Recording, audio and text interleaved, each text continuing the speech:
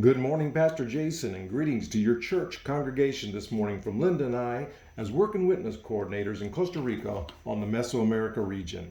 It is a privilege to share about an open participation partnership here on the North District in Costa Rica with a newly organized church in the town of Philadelphia, where rural sugarcane fields grow from the beach to the international airport, where high-end tourism is everywhere on billboards, but field laborers, hospital workers, and even small enterprise employees struggle to feed their families and have adequate housing.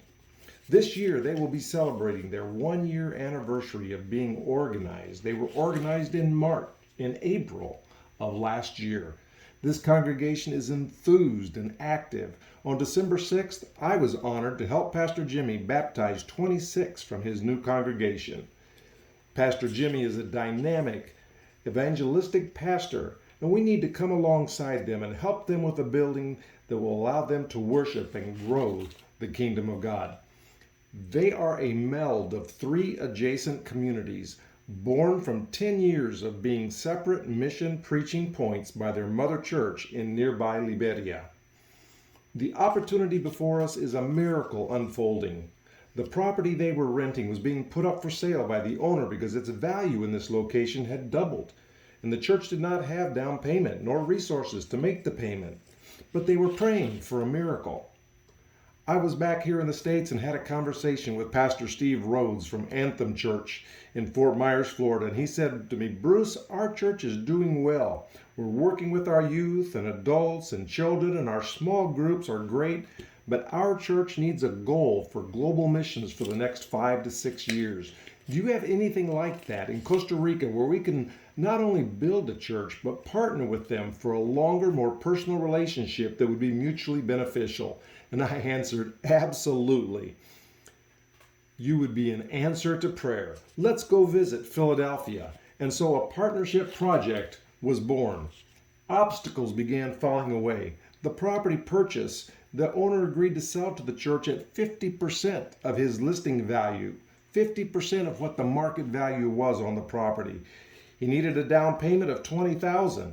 So District Superintendent Johnny Cowboy wrote a third requisition to the regional office for support through Alabaster funds. And though he wasn't optimistic, he received a call from them that they had allocated $10,000. Wow, what an answer to prayer. Then Pastor Jimmy went and met with the owner again because he wanted $20,000 down payment and we only had 10. And we didn't expect him to change his mind on that because he had already discounted the value of the property. But Pastor Jimmy came back telling us that the owner would accept that $10,000 down payment with a 1-year contract of 12 monthly payments. And so a plan was agreed to that through the partnership, these payments would be met. The first payment was due in October. And in an amazing ways, that balance has been paid off in only 5 months. So now we've got to the plans and permit phase and cost of first phase construction. We need a multi-use building sanctuary that can be offered as a community resource. You see this building here? I reached out to an acquaintance with a church building nonprofit organization to see if they could help us. They had never been involved in a Nazarene project in Costa Rica. After 4 months of working with them, we have agreed on this type of a structure and expect a materials list from them this week to begin getting price quotes. God is opening so many doors and rewarding the faithfulness of 10 years of work by the mother church reaching into these communities. Let me finish by talking about faithfulness. Faithfulness to Alabaster, to me, meant a home in Guatemala to grow up in.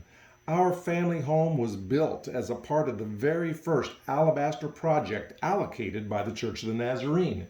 It was the director's home of this Bible School Institute, which was built together with that project. These 3 men, my dad in the center, a pioneering missionary to the work in Guatemala and Costa Rica, is flanked on the left by Danilo Solis and on the right by Gregorio Bean. Both had a dorm to stay in and a school to study at because of Alabaster. Both went to Costa Rica and started churches in that country and then returned to Guatemala. One became the DS in what for a while was the largest district in the Church of the Nazarene, Alta Verapaz. and the other pastored one of the largest churches in our denomination at a time in Chamilco, Guatemala. The value of alabaster giving to the growth of the kingdom of God is immeasurable. Just last Sunday, my father, now just 2 months shy of his 92nd birthday, blessed my heart as I watched him walk forward and faithfully place his alabaster giving in the church offering.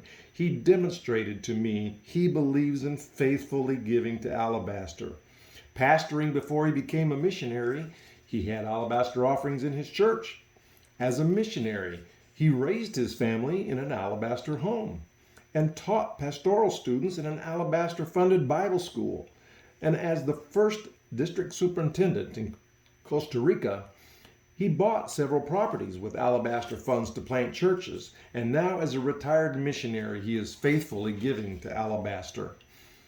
The Church of the Nazarene is a missional church. I'm thankful for its global missions work.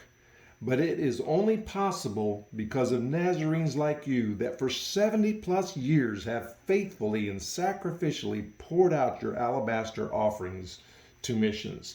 I want to thank you, and God bless you, and we look forward to hosting you soon in Costa Rica.